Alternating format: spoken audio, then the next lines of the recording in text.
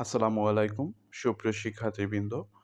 আমরা আজকে আলোচনা করব জীববিজ্ঞানের জন্য কোন বইটা পড়লে তুমি মেডিকেল বিশ্ববিদ্যালয়ে সবগুলো কোশ্চেন হুবহু কমন পাবা।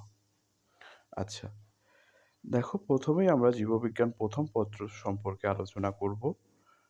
জীববিজ্ঞান প্রথম পত্রের জন্য আমরা কলেজসমূহে যে বইটা পড়ানো হয় অধিকাংশ কলেজে সেটা হলো আবুল হাসান স্যারের বইটা। হ্যাঁ, আবুল হাসান স্যারের বইটা সব কলেজেই পড়ানো হয়। তুমি না পড়তে চাইলেও এই বইটা তোমার পড়া হবে বা পড়া লাগবে। আচ্ছা, তুমি এই বইটা ১ম পড়লা। আচ্ছা, তুমি যদি মেডিকেল পরীক্ষার্থী হও, তাইলে তোমার জন্য যে বইটা লাগবেই, সে বইটা হলো আজিবুর স্যারের বইটা এবং অক্ষরপত্র প্রকাশনী। এই বইটা থেকে তুমি হুবহু কোশ্চেনগুলোর লাইন সহ কমন পাবা, হ্যাঁ? হুবহু লাইন সহ কমন পাবা এই আজিবুর স্যারের বই থেকে। আচ্ছা, এবং এই বইটা অত্যন্ত সাজানো গোছানো সুন্দর একটা বই। ইনফরমেটিভ, হ্যাঁ? অবশ্যই অত্যন্ত বেশি ইনফরমেশন আছে। এই বইটার তুলনায় এই বইটায় অনেক বেশি ইনফরমেটিভ। আচ্ছা, তারপরে এই ২ টা বই তুমি পড়লা। এই ২ টা বই পড়ার পরেও তোমার আরেকটা বই পড়তে হবে তুমি যদি মেডিকেল পরীক্ষা দিতে চাও। আচ্ছা, তো এই বইটা থেকে যেমন আব্দুল আলিম স্যারের বইটা। আব্দুল আলিম স্যারের বইটা থেকে ১-২ টা কোয়েশ্চেন আসবে, যেটা এই ২ টা বইয়ে নাই। আচ্ছা, তুমি চাইলে ১-২ টা কোয়েশ্চেনের জন্য এই বইটা নাও পড়তে পারো। আর এই ২ টা বই পড়া হইলে তুমি এখানে দেখবা যে খুব অল্প ইনফরমেশনই আছে যেটা এই ২ টা বইয়ে নাই। তুমি একটু এড করে নিলে এই ২ টা বইয়ের সাথে, তাইলেই তোমার সম্পূর্ণ শতভাগ প্রস্তুতি হবে, হ্যাঁ? ১৫ টা কোয়েশ্চেনই তুমি আশা করা যায় কমন পাবা হুবহু।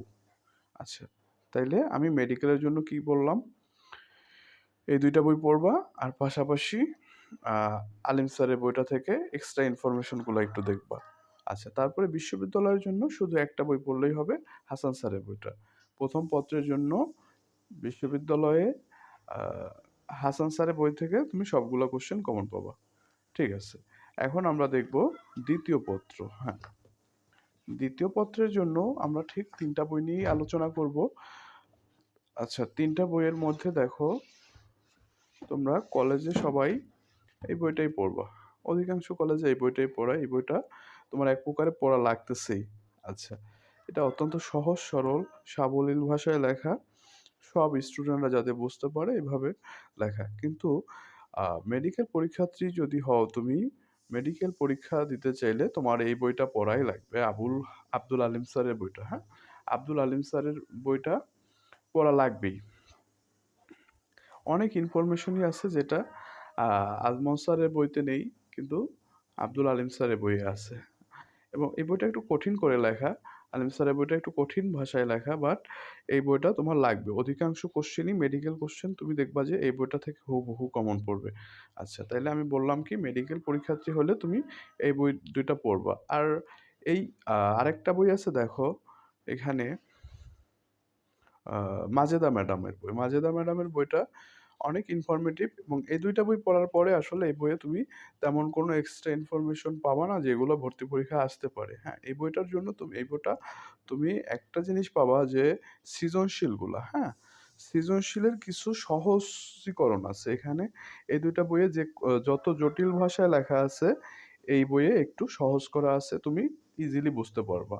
এটা গেল মেডিকেলের জন্য। মেডিকেলের জন্য তাইলে আ গাজী আজমল এবং আলিম স্যারের বই ২ টাই পড়বা তোমরা।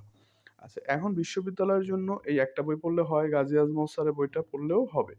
কিন্তু বর্তমান সময়ে দেখা গেছে কি কিছু বিশ্ববিদ্যালয়ে, যেমন ঢাকা বিশ্ববিদ্যালয়, চট্টগ্রাম বিশ্ববিদ্যালয় এই বইটা থেকে কিন্তু কোয়েশ্চেন হইতেছে আব্দুল আলিম স্যারের বইটা থেকে, হ্যাঁ? তো তুমি যদি এই ২ টা বই পড়তে পারো বিশ্ববিদ্যালয়ের জন্য তাহলে সবচাইতে ভালো হয়। আর যদি এই একটা বই পড়ো তাহলেও সমস্যা নেই। ১-২ টা কোয়েশ্চেন এই বইতে আসলে যেটা তুমি না অ্যান্সার করলেও চলবে। Thank you.